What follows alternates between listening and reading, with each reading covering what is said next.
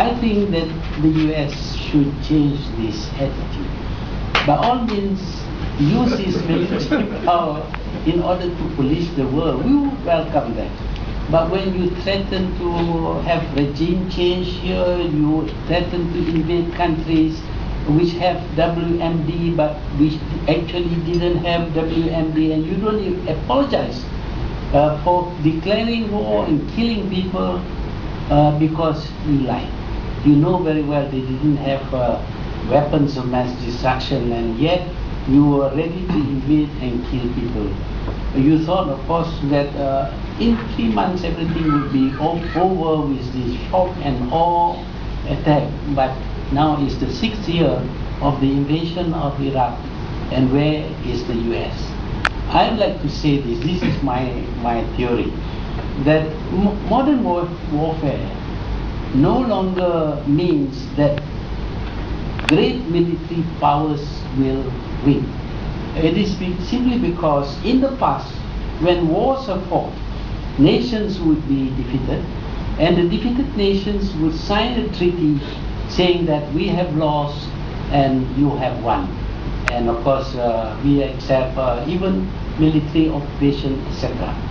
But today, governments may agree to sign treaty saying that they are defeated, but the people will not accept that. The people will continue to fight irregular wars using whatever weapons they may have with them. And you can see that the US has failed every time in its military adventures.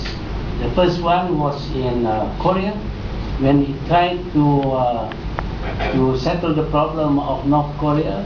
The Chinese moved in with very primitive weapons, but the US couldn't contain the Chinese. Then it went to war in Vietnam against these pajama-clad people with primitive guns. And you know, in the end, the US had to retreat. Even in Somalia, the US had to retreat. And the war in Afghanistan is not over. The US has not won in Afghanistan, and of course it is not won in Iraq. So the idea that great military power can impose its rule on the world is totally wrong. You try against some countries, they will fight back, their people will fight back, and your soldiers are going to die. Not very many, but those people are quite prepared to die if they can kill a few US soldiers. So I think the US should rethink the history of its military invasions of other countries. They should admit the fact that they have invariably lost. So to talk about Japan, their military capability, and therefore Japan must submit, I think if the US tries to invade Japan, the Japanese government might collapse and surrender. But I think some Japanese people are going to turn into guerrillas. And I think that the US should banish from their thoughts the idea of containing China. You can kill quite a lot of people, but China has 1.3 billion people. It takes a lot of weapons to kill all those people. So my view is that military equipments, no matter how sophisticated, are actually useless. They are produced so that they should not be used, because if you want to use military weapons, you will have to kill people.